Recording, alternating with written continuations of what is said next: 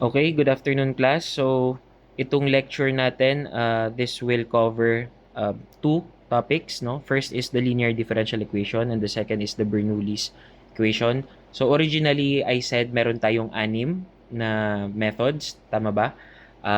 But I was wrong, pito po pala, no? So, kailangan natin isingit itong linear differential equation sa panglima. So, yung original natin na panglima at pang-anim, magiging pang-anim at pang-pito sila. So, yung pang-lima is ito nga, linear differential equation. Pang-anim natin is Bernoulli's equation. And number 7 is the second order differential equation reducible to first order. Okay? So, itong video na ito ay up until Bernoulli's equation lamang kasi yung kabilang section ay tapos na rin doon sa part na yon. Okay? So, separate video na lang natin yung second order differential equation reducible to first order. Okay? So, balik tayo So, medyo review lang natin yung ating linear FODE na na-discuss na natin to pinakaunang topics pa lang natin, tama ba? So, yung general form ng ating linear FO differential equation is dy, medyo malaki, teka lang po. Okay. So, dy with respect to dx plus p of x times y is equal to q of x. Okay, so kailangan tandaan that, sige, para mas makita nyo, gawin muna natin yung isang form niya. dy over dx is just your y prime, no? Okay, no? So, kailangan nyo tandaan na kapag general form ng linear DE, dapat wala pong variable coefficient si y prime na nakamultiply sa kanya. Okay? Pero pwede si y and yung constant natin na function sa other side of the equation. Okay? So, ganito po talaga dapat. Kapag yung ating function ay, or ang ating differential equation ay may multiplier dito na isa pang function, a function of x, i-divide muna natin buong equation by that coefficient para maging 1 lang yung coefficient ni y prime. Okay? So, that's important. And also, no, kung maaalala nyo, may q of x tayo. If our q of x is equal to 0, and therefore, this linear differential equation is a homogeneous linear differential equation. If that is not equal to 0, then therefore, that is non-homogeneous. Okay? So, review lang. Okay? So, burahin ko na. Hindi na natin kailangan yan. Review lang yan, guys. Okay. So, going back, paano natin kukunin yung solution natin dito sa ating linear? Okay? So, paano natin kinukuha yung function ng y? Okay? So, kung maaalala nyo dun sa ating previous topic, which was inexact differential equation, meron tayong pinilit doon na part, So, nag-multiply tayo ng function sa buong inexact differential equation para yung inexact pwede nating mapilit into an exact equation and therefore mas madali na yung ating process ng pagkuha ng solution gamit yung method natin sa pagkuha ng exact differential equation. Tama ba? So, dito sa atin, sa linear DE, ganun rin po yung ating ginagawa. May ipipilit din tayo dito. May imumultiply din tayo dito such that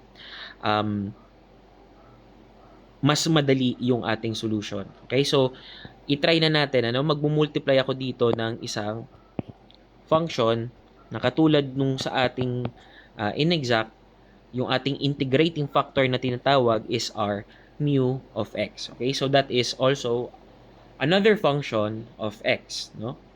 So, kapag i-distribute natin yan dito, we will have mu of x times y prime plus mu of x p of x y, and that is equal to q of x times mu of x. Okay? So, kapag nandito na siya sa form na to, no? Ganun lang kasimple. Ano nga ba yung hinahabol natin, no? So, for example, kanina or sa previous lesson natin, yung inexact, hinabol natin siya to be an exact equation para applicable yung solution natin for exact equations. Tama ba? Pero paano naman kapag ganito? Pinipilit natin yung linear differential equation to be what?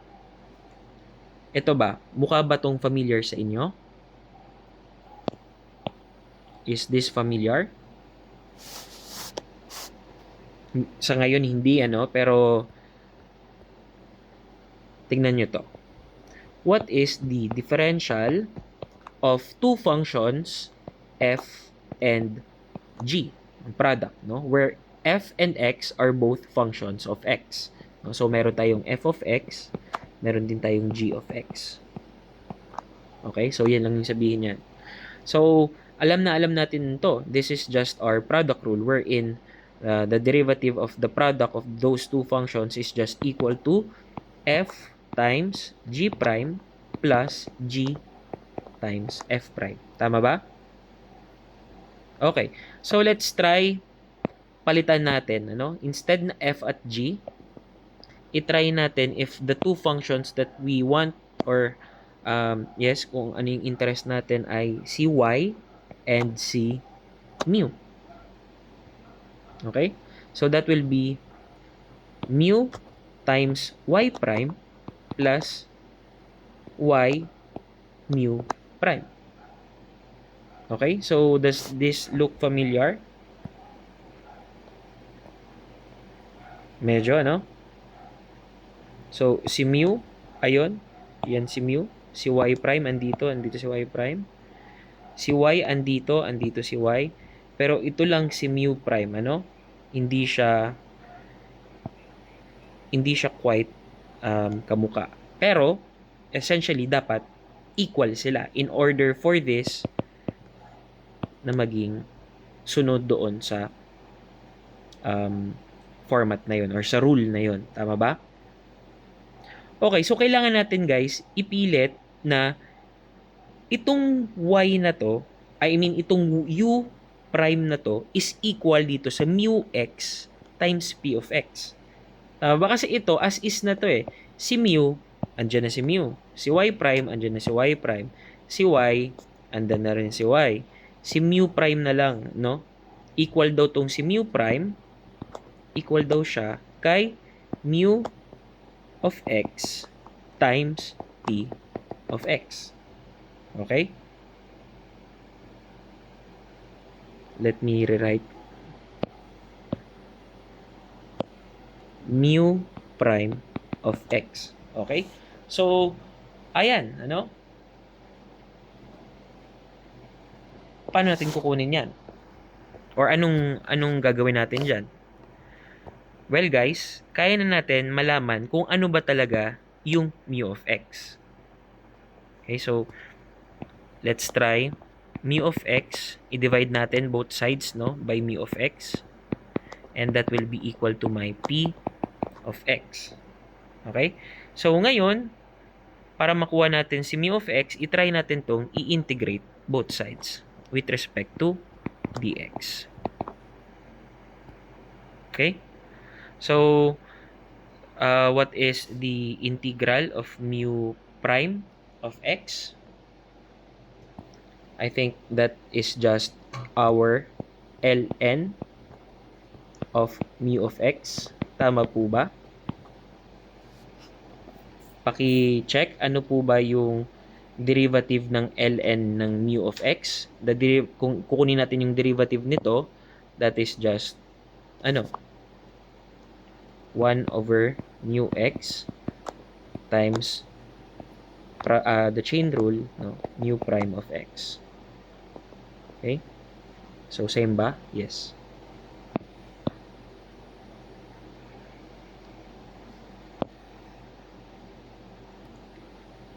Okay? Plus c, and that is equal to the integral of p of x dx. Okay? Ngayon, ilipat natin si c sa kabilang side. So, we have ln ng mu of x is equal to integral ng p of x dx minus c. Pero since constant naman yan, pwede na lang natin gawing plus c yan dyan, no? Same lang yon. And then, pwede nating erase both equations, maging power siya ng e para mag-cancel yung ating e at natural logarithm. So therefore, makuha natin that our mu of x is equal to e raised to p of x dx plus c. Okay? So ito na po yung una nating kukunin, no? So ito na po yung way paano natin kinukuha yung ating integrating factor for our linear differential equation. Okay?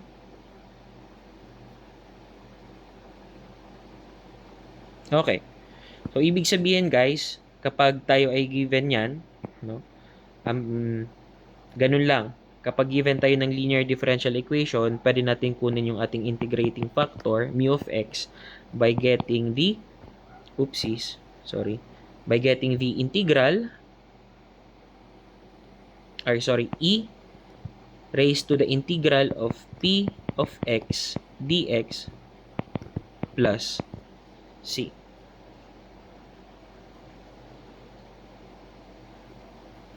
Okay, so let's try, no?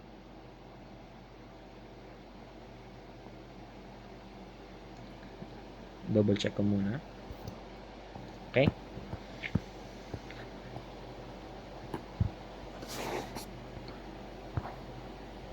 Ayan, ano? So, meron tayo ditong sample. Let's try this out. Cos x. Ayan, madami pang space. Cos x dy over dx plus sine ng x times y is equal to 1. Okay? So, ito po yung topic, ito yung unang example natin for linear DE. So, ayan, no? I-rewrite natin to. Cosine of x, y prime plus sine of x, y is equal to 1. Okay? So, question, general form na po ba ito ng ating linear differential equation? Of course not, kasi, again, dapat, pag general form, wala nang multiplier or wala nang coefficient si y prime. In this case, meron pang nakamultiply na cos x. So, we have to adjust or we have to modify the equation such that maging 1 na lang yan. Okay? So, paano? And divide natin both sides by cosine x. Okay? So, magka-cancel to dito. So, this is y prime plus sine x over cosine x, that is tangent x times y is equal to 1 over cos x is equal to secant x. Okay, so ito na yung ating general form. Okay, so galing dito, pwede na tayong kumuha ng ating integrating factor mu of x.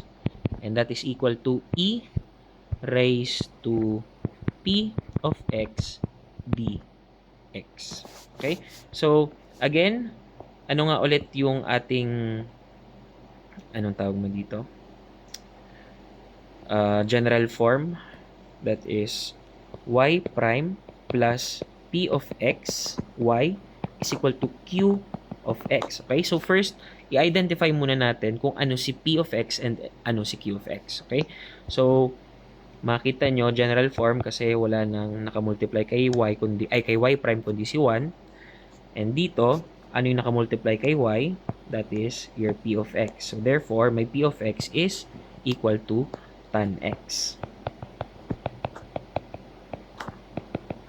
Okay? And yung q of x ko naman, that is equal to, ayun, kung ano yung natira, secant x. Okay? So, yung mu of x ko, that's just e raised to the integral of p of x, which is tan x dx. Okay? So, ano nga ba ulit ang integral ng tan? Or ano yung um, pwede nating i-integrate para makuha natin si tan x.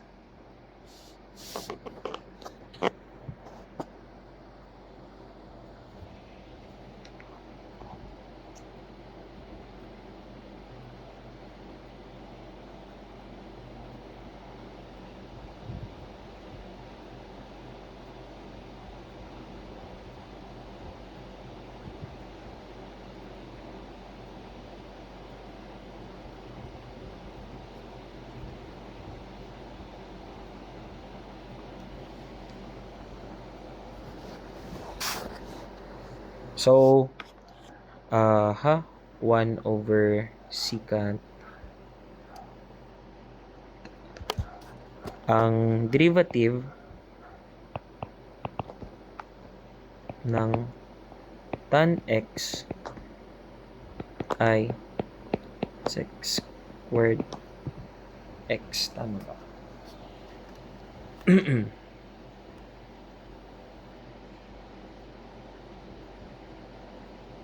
Okay, so ang integral ng tan x ay, tama ba, ln ng sec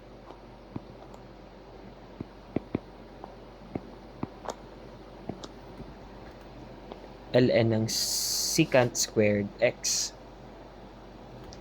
Ay, sorry. Hindi. Yan. Okay? So, let's try what is, kung kukunin natin yung derivative ng ln secant x, that is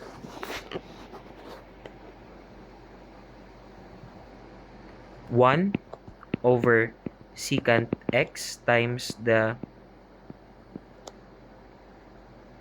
integral of sec x is, no, via chain rule, ang integral, ang derivative ng secant x ay secant x tan x. Okay? So, magka-cancel si sec. Ang maiiwan is si tan x. Okay? So, ang integral ni tan x or antiderivative ni tan x ay si ln secant x. Bakit? Kasi ang derivative ni ln secant x ay tan x. Okay? So, i-plug in natin yun doon. E raised to ln ng secant x. So, therefore, ang makakuha natin dito, magka-cancel si E is secant x. Okay? Nasundan? So, ito pa lang guys yung ating integrating factor. Okay? So, para mas makita natin or mas ma-appreciate natin to kapag kumukuha tayo ng solution ng linear DE, well, kailangan natin i-multiply doon sa ating original na function. Okay? So, ayan, no? Let me rewrite the original function. That is y prime plus tan x y equals secant x. Okay? Then, magmumultiply tayo ng mu x sa buong equation. So, ilagay ko na. That is secant x. Distribute na natin diretso. That is secant x tan x and secant squared x. Okay?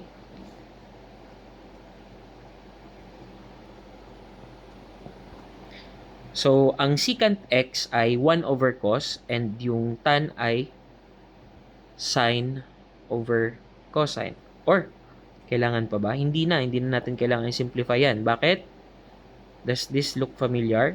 Hindi ba?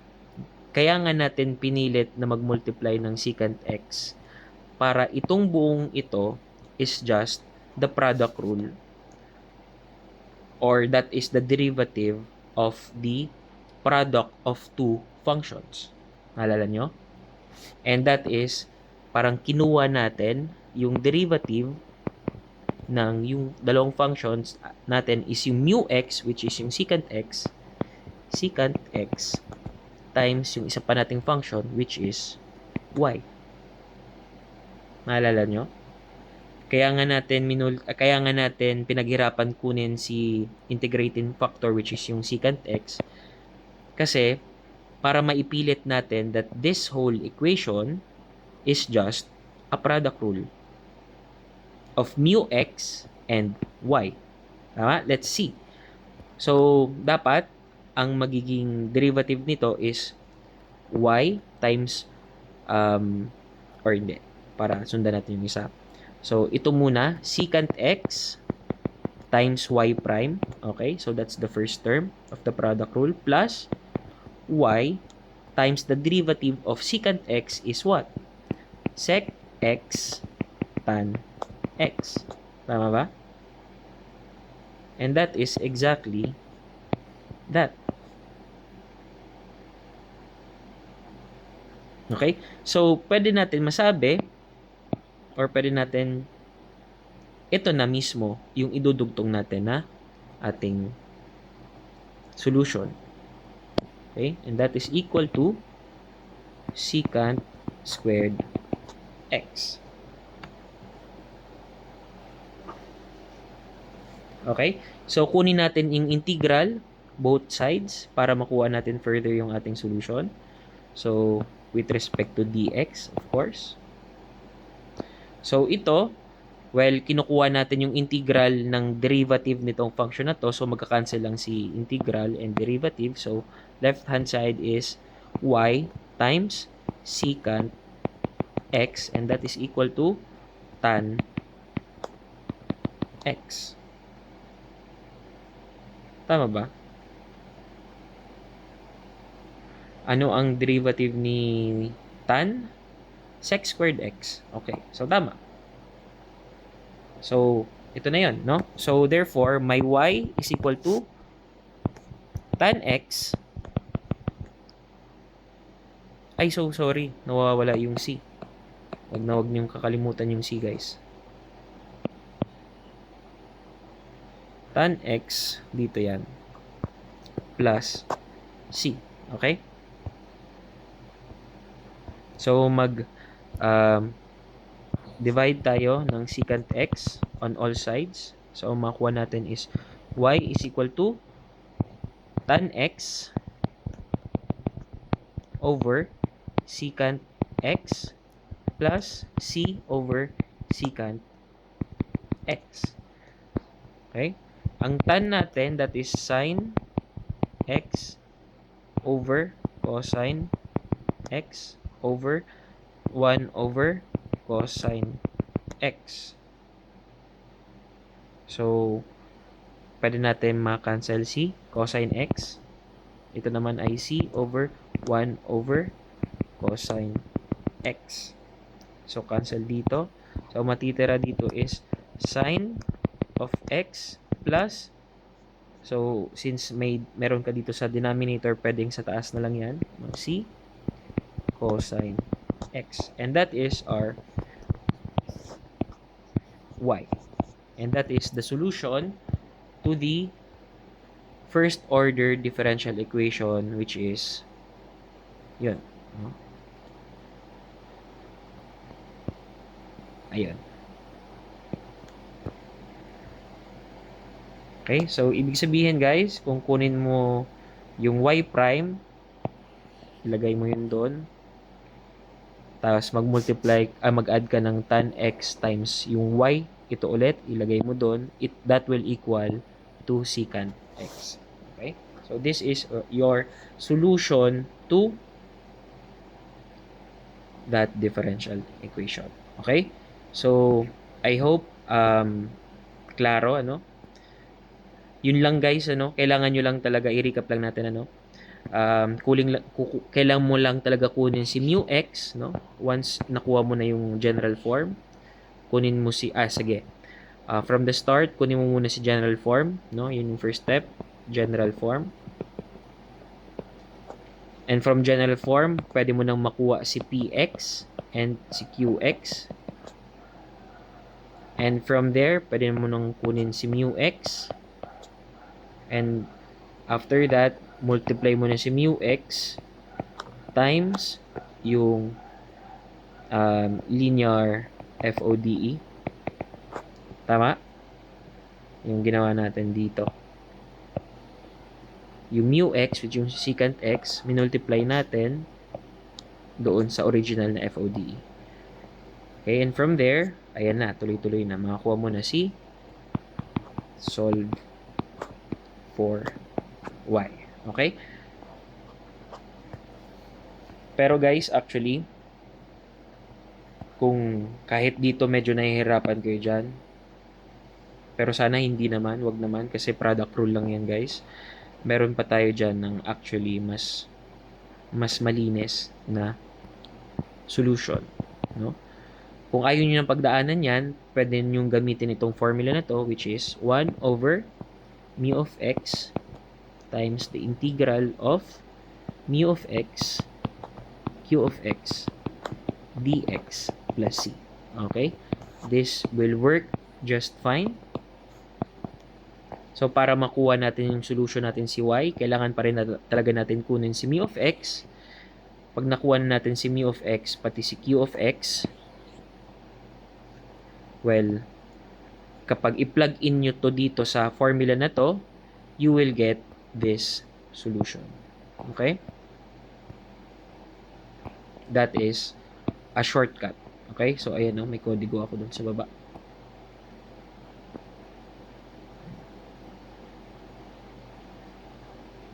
Okay? So, magtataka kayo, bakit po hindi po kasama diyan si P of X sa bakit walang bearing si P of X diyan? May bearing guys si P of X. Bakit? Sa mu of X pa lang. Paano mo kinukuha si mu of X? Integral, e raised to the integral of P of X dx. Okay? Although kahit dito hindi mo siya nakikita, wala ditong P of X, Q of X lang yung nandyan, well, nasa loob po yan ng mu of x, which is ito. Okay? So, ito po yung formula natin for linear differential equation. Okay? Ito yung ating integrating factor. No? This is the integrating factor. And this is our general solution. Okay? So, yan na po yung dalawang shortcut or formulas for linear DE. Okay? So, move on tayo sa Bernoulli's equation. So, ang Bernoulli's equation, guys, ano yung difference niya?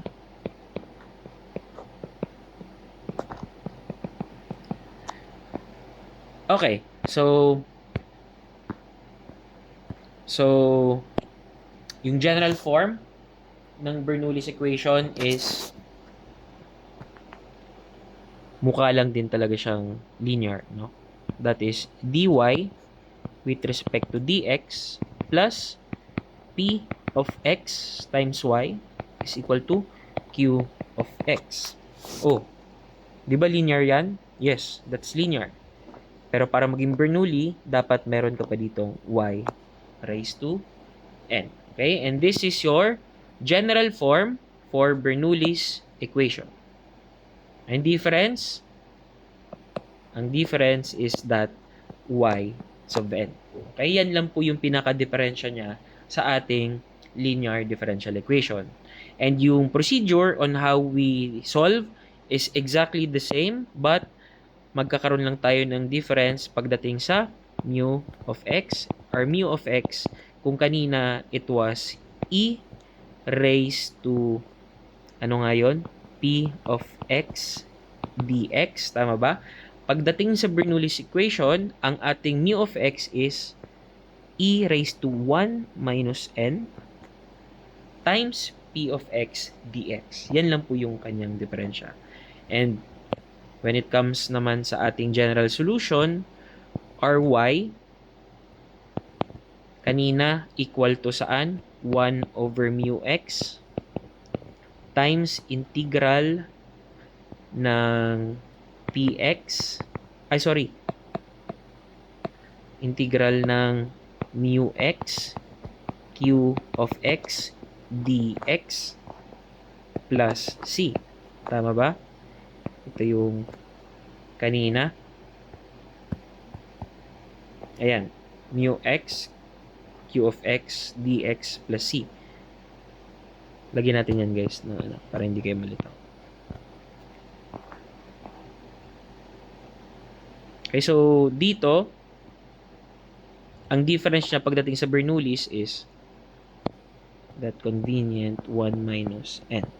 And, hindi po y yung nakuha natin dito, kundi y raised to 1 minus n. Okay? So, those are the equations, or yan po yung mga kailangan nyo lang tandaan for Bernoulli's equation. Okay? So, kung mapapansin nyo, masyado siyang similar doon sa linear differential equation. Ang difference lang talaga is, yun, 1 raised to 1 minus n. Okay, so ano yung magiging difference niya dito sa ating steps on solving? Dito guys, ganun pa din. Kukunin pa rin natin yung general form. Dapat magmumukha siyang ganito. Wherein yung y prime mo, dapat wala siyang multiplier dito na variable coefficient. Okay? Then, yung p of x, yun lang yung nakamultiply kay y. Okay? And kung ano man yung matitira, and kung ano man yung nakamultiply kay y raised to n, yun yung ating q of x. Okay? Dito, hindi lang p of x at q of x yung kailangan natin malaman, kundi pati yung n. Okay? Kasi yung y raised to n, that could be anything, no? Maliban na lang doon sa, well, 1. Bawal yan maging 1. Bakit? Kasi pag 1 yan, o di, pwede nating isama dyan. Tama? Okay, so pwede yan maging y squared, y cubed, or y raised to 1 million. So, ayan, kailangan natin malaman kung ano yung exponent ng y. Okay? Bakit? Well, kailangan mo yun sa pagkuha ng mu of x and then therefore sa pag-solve ng y. Ayan o. Bukod dito sa p of x, inaalam mo rin si 1 minus n and ito. Yun lang yung karagdagan. Okay? Tama ba yung aking kodigo? Ayan, di ba? So, sa Bernoulli's, ang mu of x ko ay e raised to 1 minus n px dx at yung ating equation or ating solution ay y raised to 1 minus n equal sa 1 over mu x or yung ating integrating factor times 1 minus n times mu of x q of x dx plus c. Okay? So, ayan. Erase ko na to kasi tama na. Okay, so let's try, gawa tayo ng isang example kung paano natin siya ginagamit. Ayun, okay? Y prime plus 3xy. So, ito ay y prime plus 3xy equal to 4x squared, y squared. 4x squared, y squared. So, question. Ito po ba ay nasa general form na? Yes, kasi wala ka nang nakamultiply dyan. Okay? So, pwede natin ma-identify kung ano yung ating mga elements. So, this is our p of x. Bakit? Siya yung nakamultiply kay y. Sulat natin dito yung general form. Q of x times y raised to n. Okay? So, ang px natin is that is equal to 3x. Ang ating qx is equal to 4x squared. Ayun po, And yung ating y, ay yung ating n is equal to 2. Okay? So, first step is going general form, which is hindi na natin kailangan kasi andun na siya. Second step is to identify p of x, q of x, and n. Okay? And third step is to get mu of x. And that is, e raised to the integral of 1 minus n times p of x dx. Okay? So, that is e raised to 1 minus 2. Tama ba? Times ang p of x natin ay 3x dx. Okay, so ito ay 1 minus 2 negative 1. So, lalabas yan. So, that is equal to e raised to integral of negative 1. Labasan natin yan. 3x, or sorry, labas na natin yung negative 3x dx. Okay? So, ano yung integral ng x dx? That is x squared all over 2. So, ito ay e raised to negative 3 x squared over 2 plus c.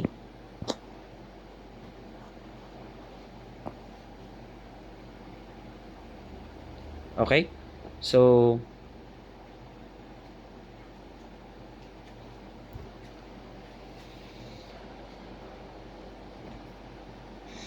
ano na ang kalalabasan natin dito?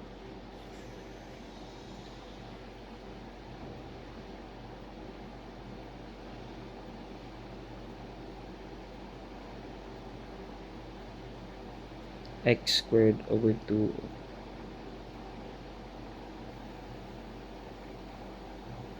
Tama. Teka lang guys ha. 1 minus n is 1 minus 2. 1 minus 2 is negative 1 or negative 3x dx. Labas natin to.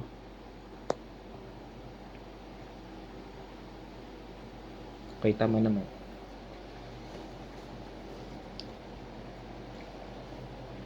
Okay, so teka lang guys ha, wala kasi akong pause dito.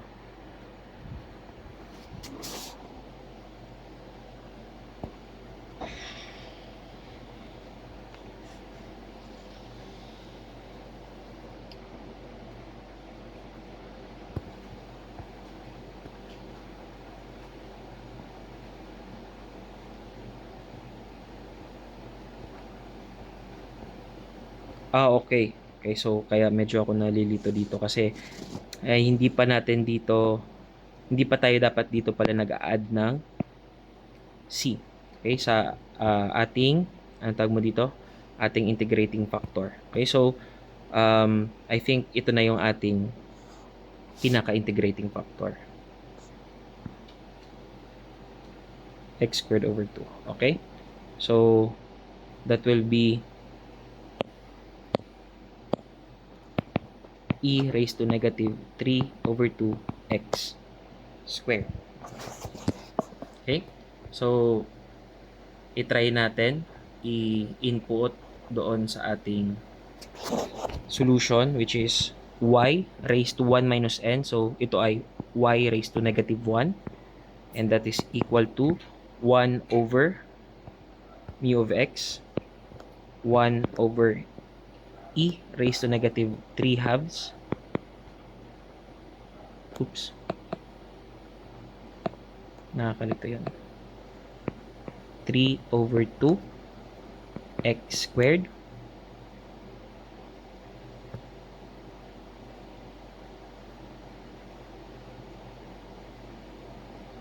(1 over mu) times integral ng 1 over n, so negative 1 times mu of x e raised to negative 3 halves x squared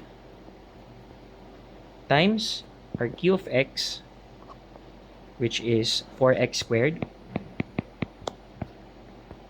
plus c. Okay?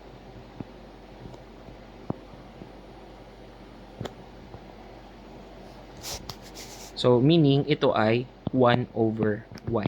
Okay? Equal siya dito.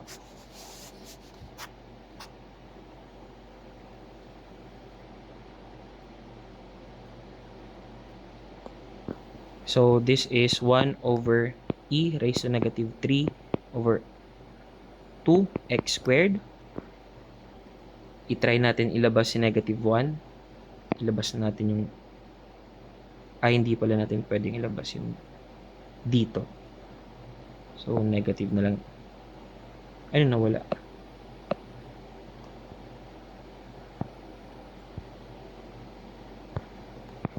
Ayan. Okay? So, what is the integral of this?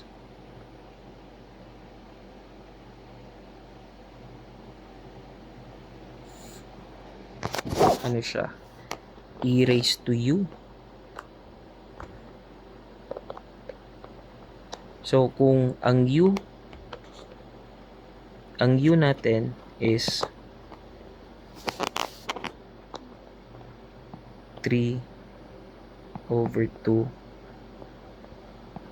x squared, du natin is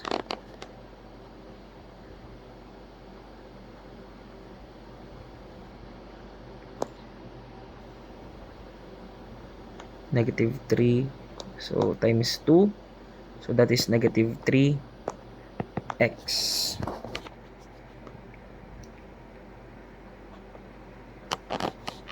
So ito ay integral ng e raised to u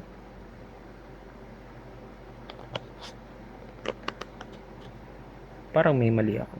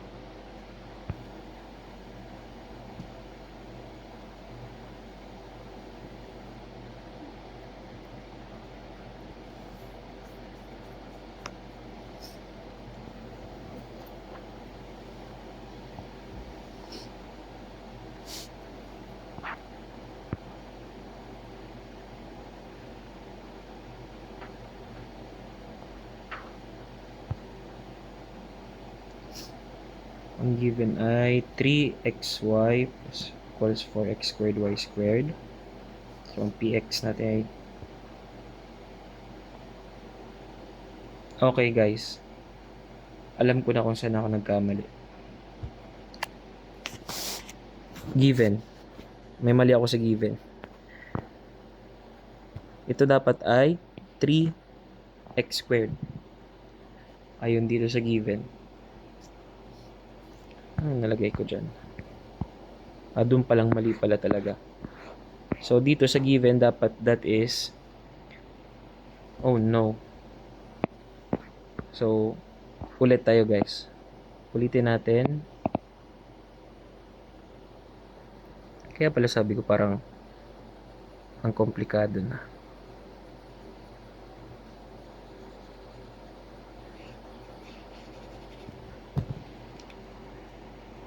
Let me double check. My given, that is y prime plus 3x squared y is equal to 4x squared y squared. Okay? Ayan. So, ulit tayo. Okay? So, ang p of x dapat natin dito, ang p of x, that is equal to 3x squared. Ang ating q of x, that is equal to 4x squared. And ang ating n is equal to 2. Okay? So, yung ating mu of x, that should be equal to e raised to integral of 1 minus n p of x dx. Okay?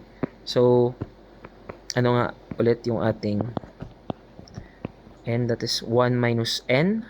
So, -1. Ang p of x natin is 3x squared. So, -3x squared dx. Okay? So, ang ating integrating factor, x squared, so dapat siya ay magiging x cubed over 3. Okay, so this will become, ilabas natin yung -3, e times yung integral nito is x, ang integral ng x squared ay x cubed over 3. Okay? So, this should be e raised to -x cubed. This should be our mu of x. Okay? Kaya pala, sabi ko kanina, parang ang Ang pangit tignan. Okay, so proceed tayo sa solution. Y raised to negative 1. Yan yung y raised to 1 minus n. And that will be 1 over e raised to negative x cubed or 1 over mu x times the integral of 1 minus n. So, negative 1 na yun times q of x for x squared. So, negative 4x squared. Ito yung 1 minus n. This, yung negative sign or yung negative 1, siya yung 1 minus n. Kasi negative 1. Ito naman, these are qx. Okay, so times dx. Yung mu x pa pala, sorry. Times our mu x, which is e raised to negative x cube. So, ito yung ating mu x times dx plus c. Okay, so this is our solution. Let's try. 1 over e raised to negative x cube. Ilabas natin yung negative doon. So, dito na natin ilagay yung negative.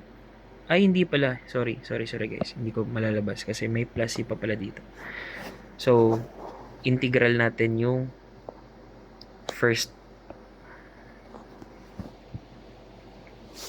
Okay, so, e. Kuha tayo ng isa. Kunin natin yung integral lang ng negative 4x squared e raised to negative x cubed dx. Okay? So, ang integral nito, let u be equal to negative x cubed. So, ang du, negative 3x squared. Tama ba? Negative 3x squared. Okay. So, ito pala, kahit huwag na natin ito muna ilabas pala. Ayan. Diyan lang yan. Du is negative 3x squared dx. Okay, so, let's rewrite this. Integral ng negative 4x squared ng e raised to u times dx. Ang dx natin ay du over this one times du over negative 3x squared. Okay? So, ano nangyari? Cancel si x squared. Cancel si negative. So, ang may e1 is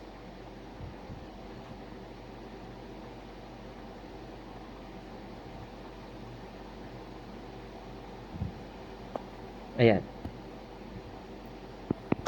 Integral ng ano yan? Integral ng 4 over 3 e raised to u du. Okay? So, the integral of that is just 4/3 e raised to u plus c. And this is 4 over 3 e raised to u is negative x cubed plus c. Okay? So, yan yung sagot natin doon.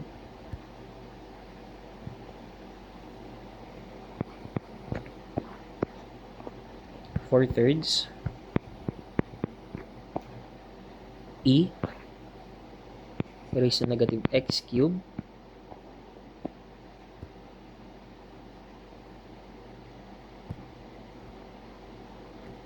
plus c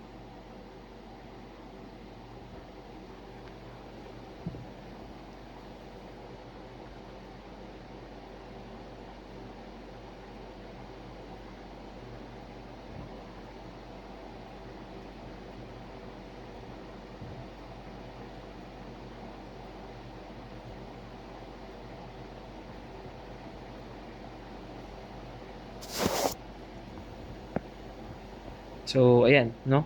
Parang may magka-cancel dyan. Cancel, cancel. So, this is 4/3 plus c e raised to x cube, and that is y prime. So, this is 1/y.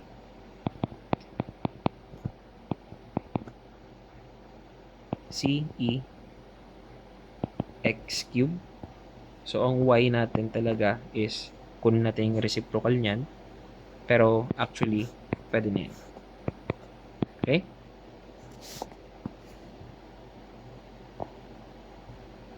Okay. General solution lang to guys, no? Kaya meron pa tayo dyan ng C. Okay, so that's it. Okay, so that's it for our